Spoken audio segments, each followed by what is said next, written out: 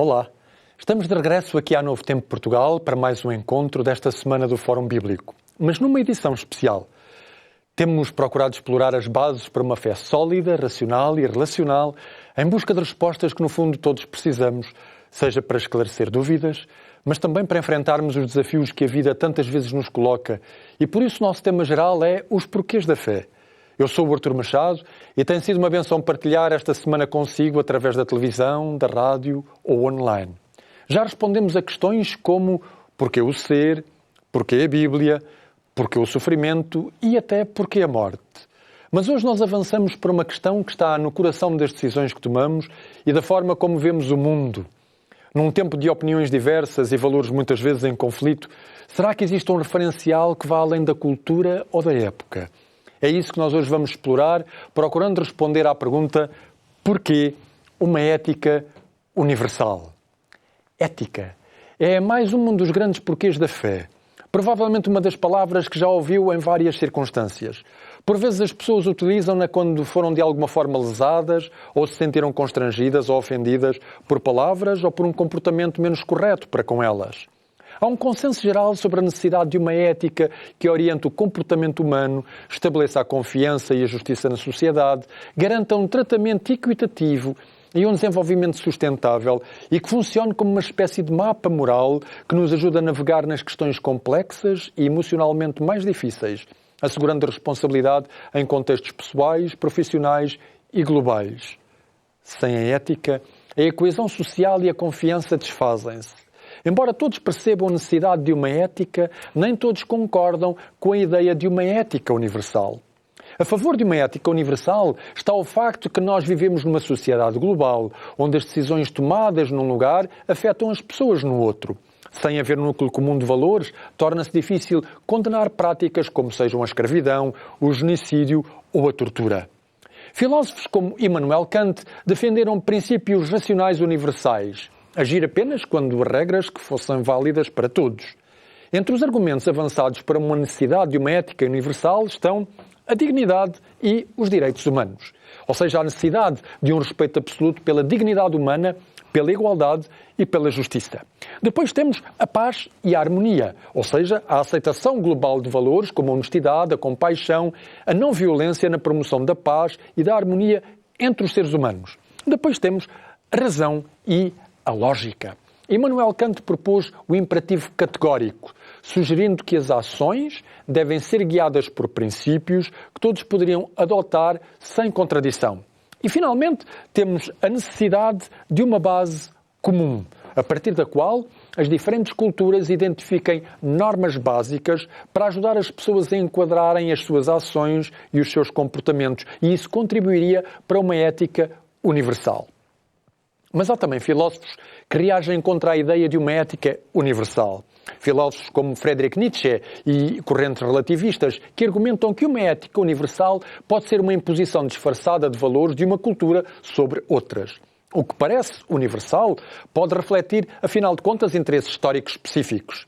Entre os argumentos avançados também para essa rejeição estão, em primeiro lugar, a diversidade cultural, ou seja, a ideia do relativismo moral que afirma que o certo e o errado são definidos pelos costumes e crenças de cada sociedade. Em segundo lugar está o contexto, ou seja, alguns pensam que a moralidade muda com o tempo e com o espaço, tornando impossível estabelecer regras imutáveis. E, finalmente, há ainda quem evoque também a implicação de poder, ou seja, o estabelecimento de um padrão universal, que pode ser considerado uma forma de imperialismo cultural, desvalorizando tradições locais. Apesar destas diferenças de opiniões, reconhece-se a necessidade de um mínimo de ética, que ajude as pessoas nas suas relações e nas suas intenções diárias nos diversos domínios da existência. Alguns veem, por exemplo, na Declaração Universal dos Direitos Humanos, um mínimo ético global que assegure a dignidade, a liberdade e a igualdade das pessoas em todo o planeta. Quando nós utilizamos a palavra ética, parece que todos sabemos do que estamos a falar. Porém, quando procuramos definir o que é ética, percebemos que a dificuldade que existe em encontrar uma definição satisfatória. A palavra ética vem do grego ethos E é uma palavra que já era utilizada nas narrativas pré-clássicas de Homero ou Isídio, isto nos séculos IX ao século VIII a.C.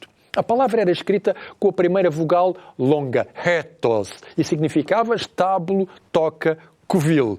Aristóteles utilizou esta palavra, mas com a primeira vogal curta, ethos, que significa hábito ou costume. Para simplificar, nós podemos dizer que a ética se reporta ao modo de agir, a como é que nós devemos agir. Há quem a defina como a racionalidade da ação humana, a justificação da ação, a lógica da ação. Um encadeamento racional de ações que se fundamenta na bondade dos fins, na retidão dos princípios, na integridade dos procedimentos. A ética é aquilo que fundamenta a ação, aquilo que nos ajuda a distinguir entre o que é bom e o que é mau. Por vezes, confunde-se ética e moral. Na verdade, a palavra ethos vem depois de dar origem ao latim mors ou mores, de onde deriva a nossa palavra moral, o que fez com que os dois conceitos fossem por vezes vistos como sinónimos. A moral é um conjunto de princípios, normas e valores entendidos a um nível abstrato e pessoal, associados a preceitos religiosos ou espirituais. A ética tem que ver com os princípios, hábitos e costumes a um nível concreto e relacional. Na moral, a distinção é entre bem e mal. Na ética, é entre bom e mau. A ética reporta-se ao fundamento da ação, à interioridade da ação. A moral refere-se à norma que se materializa no ato de agir. A ética responde à pergunta: por que é que eu ajo? Como ajo? A moral responde à pergunta: como é que eu devo agir? A ética não trata de apresentar soluções feitas para todos. O seu papel é indicar direções para se poderem encontrar soluções para cada situação. Na Bíblia, a ética é universal porque ela é baseada no caráter de Deus.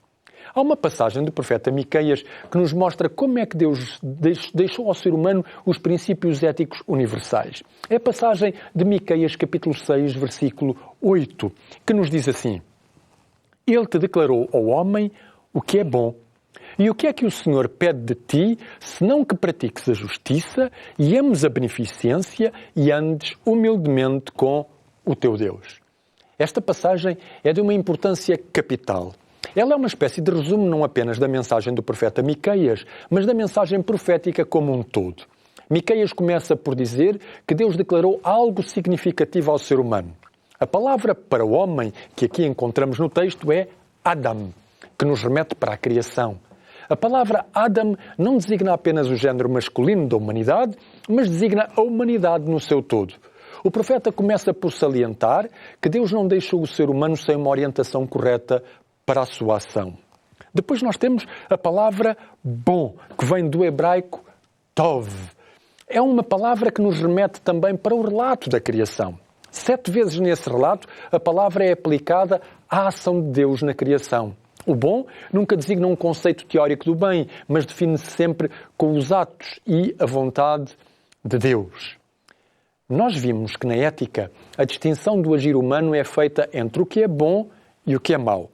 Ao dizer que Deus declarou o que é bom, isso mostra que tanto Deus quanto o ser humano sabe do que é que se está a falar. Este bom não é o que é normal, legal ou aceitável numa determinada cultura, mas sim o que foi revelado atempadamente por Deus. Em seguida, o profeta diz o que é que o ser humano deve fazer. E ele diz assim: praticar a justiça. A palavra hebraica mishpat, que vem nesse texto hebraico, designa aquilo que é direito. Esta palavra aparece, por exemplo, em Êxodo 15, versículo 25, e faz alusão às ordenanças que Deus deu ao seu povo, as leis e os regulamentos que lhes permitiriam regular a vida. Os seres humanos nascem com direitos que lhes foram concedidos por Deus. A conduta imoral consiste em negar esses direitos aos nossos semelhantes. A palavra seguinte que Miqueias menciona na sua declaração é das palavras mais relevantes do vocabulário bíblico. Ele diz que ames a beneficência. A palavra usada é chesed. Esta palavra tem vários significados: bondade, piedade, misericórdia. É a palavra que marca a aliança de Deus com o seu povo. O Salmo 136, que mostra tudo o que Deus fez pelo seu povo, tem no final de cada versículo a mesma declaração. Porque a sua benignidade, chesed, é para sempre. Esta palavra mostra que toda a relação humana é colocada sob o sinal do amor de Deus. A ação humana, a conduta humana, deve espelhar este amor e bondade que o ser humano encontra em Deus. A passagem de Miqueias conclui afirmando que, para que isto seja possível, o ser humano deve caminhar humildemente com Deus. Ou seja, a aliança que Deus estabeleceu com o ser humano e através da qual lhe deu princípios, valores, normas de vida para fundamentar e regular a ação humana, necessita constantemente que o ser humano se envolva e se comprometa para com essa relação feita por Deus. É na comunhão com Deus que o agir ético se afirma. Anselmo Borges deixou isso muito bem explícito ao afirmar o seguinte: a religião autêntica deverá constituir mais um impulso para a ação ética. Quando Deus estabeleceu com o ser humano uma relação e uma aliança, foi justamente para o ajudar a agir em função do que é bom, do que é justo, do que é certo, do que é amável. Para isso, Deus deu ao seu povo leis. Essas leis estavam divididas em duas partes: a lei dos 10 mandamentos e as diferentes leis civis, religiosas, leis de saúde, leis de higiene, que ajudavam o povo de Israel a viver a experiência de liberdade à qual Deus os tinha chamado ao libertá-los da escravidão egípcia. Nós lemos no livro de Deuteronômio, no capítulo 4, e nos versículos 13 e 14, o seguinte: então vos anunciou ele o seu concerto que vos prescreveu, os 10 mandamentos, e os escreveu em 2 tábuas de pedra. Também o Senhor me ordenou ao mesmo tempo que vos ensinasse estatutos e juízos para que os fizesseis na terra à qual passais a possuir. Walter Eichrodt, um dos especialistas do Antigo Testamento, afirmou acerca da lei israelita o seguinte: é, pois, uma verdade evidente que a íntima relação com a religião permitiu à lei israelita alcançar um elevado sentido de justiça como não se encontra noutros povos, o qual se deve, sem dúvida, à personalidade moral de Deus que estava por trás. Deus deu estas leis como um itinerário de vida para que as pessoas pudessem orientar o seu agir. E estas orientações não foram unicamente para o povo de Israel. Quando examinamos os 10 mandamentos, percebemos que os seus princípios estão na base das legislações dos nossos países e dos códigos éticos e morais que foram posteriormente escritos. Eu aproveito, aliás, para lhe dizer que, como já sabe, para não ficar apenas pelo que nos ouve dizer aqui, todos os dias eu lhe apresento algum recurso que oferecemos para o ajudar a ir mais longe e a explorar estes temas com mais profundidade. Hoje eu quero oferecer-lhe a possibilidade de pedir o guia de estudo Eu Creio. São 15 temas e a lei de Deus, na verdade, está aqui tratada em vários deles e por isso aproveita esta oferta. Para pedir esta oferta é muito simples. Basta enviar uma mensagem para o nosso número 933 939291 e diga apenas que pede a revista Eu Creio. Voltando agora ao tema da lei, há vários aspectos interessantes com os 10 mandamentos. Eles encontram-se escritos 2 vezes, uma no livro de Êxodo, no capítulo 20, e outra no livro de Deuteronômio, no capítulo 5. Em hebraico, eles denominam-se as 10 palavras. No hebraico é Debarim. São 10 princípios práticos, fáceis de memorizar. Basta-nos usar os dedos das mãos. O número 10 marca na simbologia bíblica a ideia de mínimo. Portanto, em certo sentido, estas 10 palavras representam um mínimo vital para um máximo de vida. Reparamos ainda que estas 10 palavras estão divididas em 2 blocos. Um primeiro bloco que engloba os 4 primeiros mandamentos e estão relacionados com a divindade, e os 6 seguintes que estão relacionados com as relações entre os seres humanos, sendo encabeçados pelo dever de honrar os pais, fazendo assim a ligação entre o Criador e a criatura. Há um dever de amar e honrar a Deus como Criador de todos e um dever de amar e honrar os nossos criadores terrestres. A partir daí, nós notamos que o respeito para com os outros seres humanos é estabelecido numa ordem decrescente de valores. Primeiro, o homicídio, delito contra a vida, contra a agressão física. Segundo, o adultério, o delito contra a família, a agressão moral. O terceiro, o delito contra a propriedade, a agressão económica. E o quarto, o falso testemunho, o delito contra a reputação, a agressão verbal. Quinto, A cobiça, o delito a nível do desejo, a agressão mental. Tanto os mandamentos que se referem a Deus como os que se referem ao próximo fazem referência à totalidade da atividade humana, a ação, a palavra e o pensamento. Mas o que mais nos chama a atenção é o seu caráter negativo. Dos 10 mandamentos mencionados, apenas 2 são escritos de forma positiva. Os 8 restantes são escritos de forma negativa e, além disso, proibitiva. Para nós, a proibição levanta uma campainha de alarme. Para muitos, é mais difícil lidar com a proibição do que com uma ordem. Nem sempre nós detestamos ser comandados, mas recusamos que se nos proíba o que quer que seja. Costuma-se dizer até que o fruto proibido é o mais apetecido, mas, na verdade, esse tipo de atitude constitui um certo desvio da natureza humana. Porque quando nós refletimos bem, a proibição é muito mais larga do que uma ordem. Quando me dizem, faz isto, é só aquilo que eu tenho que fazer. Mas quando me dizem, não faças isto, há 1000 outras coisas que eu posso fazer. Uma ordem só me deixa 2 alternativas, aceitá-la ou transgredi-la. Por outro lado, uma proibição, embora feche uma porta, supõe uma infinidade de possibilidades. Mas há um detalhe interessante nessas proibições. Elas estão no futuro. E há uma razão gramatical para isso. O hebraico bíblico evita o imperativo negativo. Para mandar, ele usa o imperativo. Mas para prevenir um ato, prefere usar o modo verbal imperfeito, que em português se deve traduzir por um futuro. Ora, esta razão gramatical tem um significado. A gramática ensina-nos quer sobre a mentalidade profunda de um povo, quer sobre a intenção de um autor. Com esta forma verbal, o que o texto nos diz é: não tomes este caminho. Se um dia tu te encontrares neste caminho, não o sigas. Se algum dia te surgir a possibilidade de roubar, não o faças. Se algum dia te acontecer a possibilidade de adulterar, não o faças.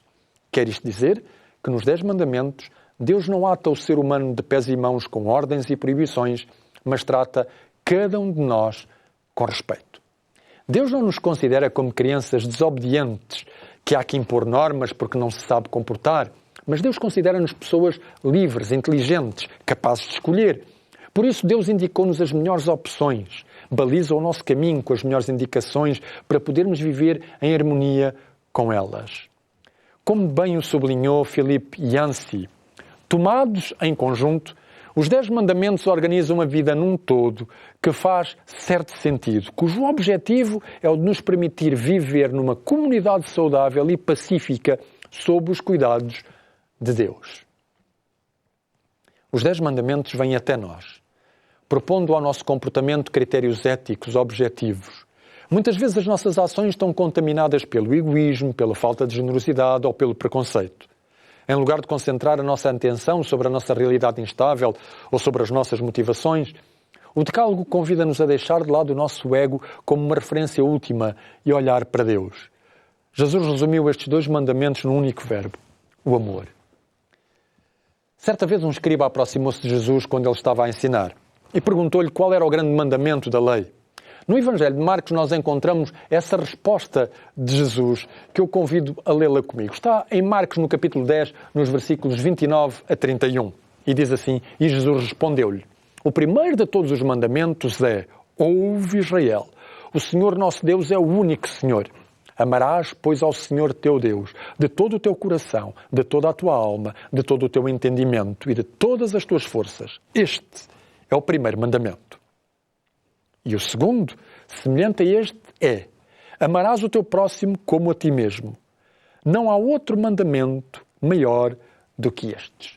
No fundo, o ideal ético de Deus para o ser humano é que ele saiba como deve amar a Deus e aos outros, que ele saiba viver a liberdade que Deus lhe concede sem perder a sua dignidade ou a dignidade dos outros nesse processo.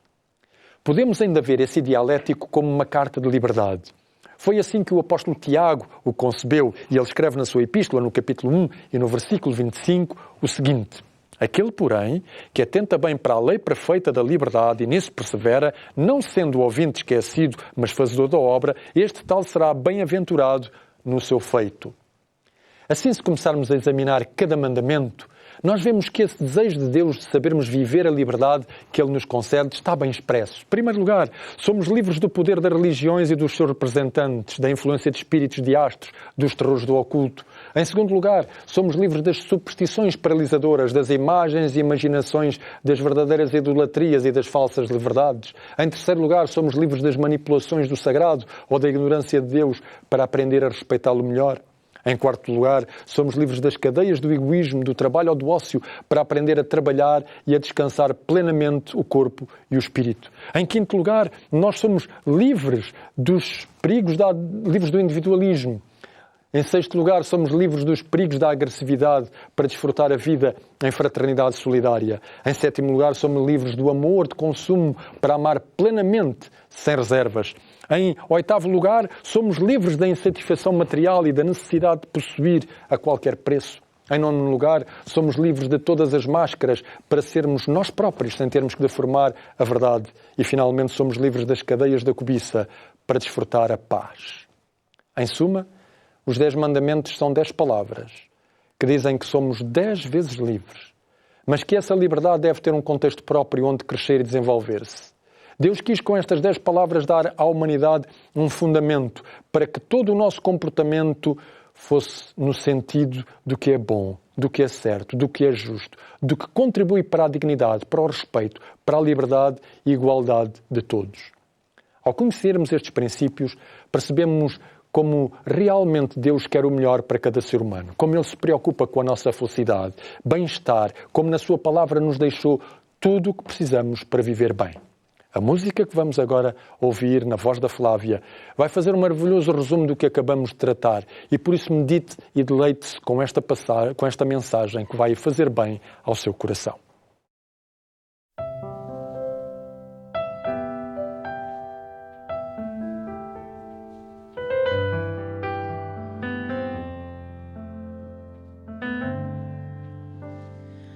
Oh, quanto amo a tua lei, ela é o meu prazer, Senhor.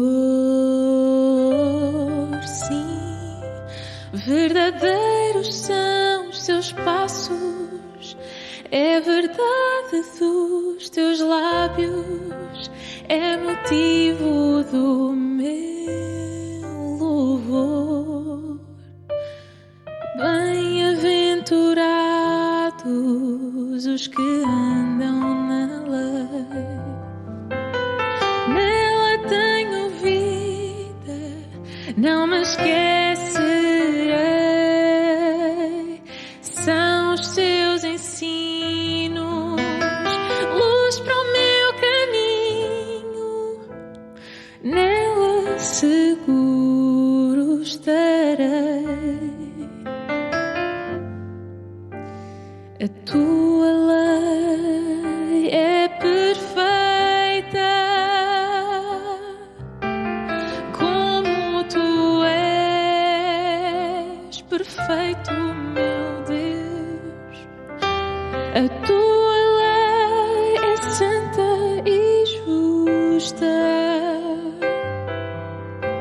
pois santo e justo tu és. É mais bela expressão do teu coração, é teu próprio caráter, Senhor.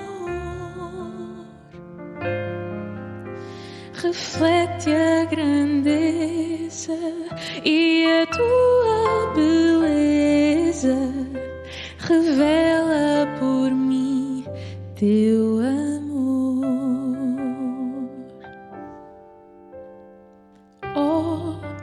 Quanto amo a tua lei, nela vida e paz achei, Senhor. Sim, tenho a luz dos teus ensinos que ilumina o meu caminho e me leva ao Salvador. Bem-aventurados os que guardam a lei,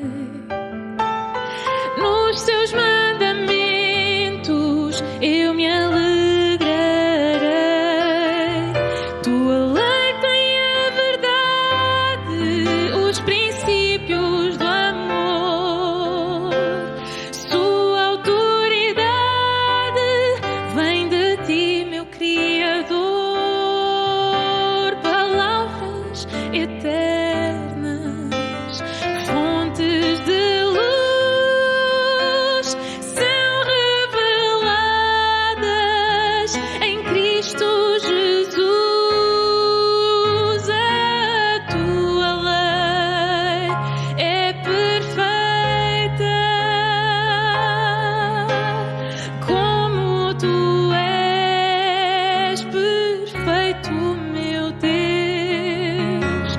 A tua lei é santa e justa,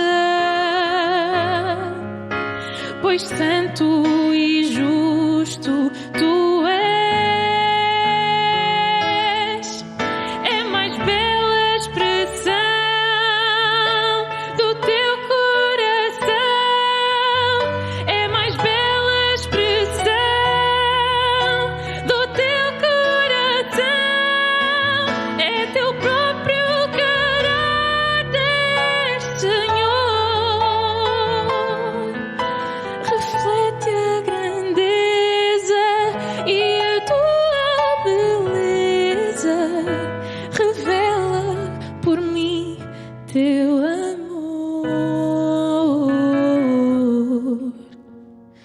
Oh, quanto amo a tua lei, ela é o meu prazer,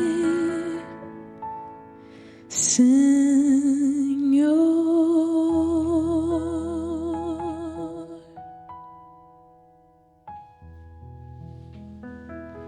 Hoje quero convidá-lo a integrar estes valores na sua existência e a experimentar como a sua aplicação na vida diária contribuirá melhor para a sua felicidade e para a felicidade daqueles que o rodeiam.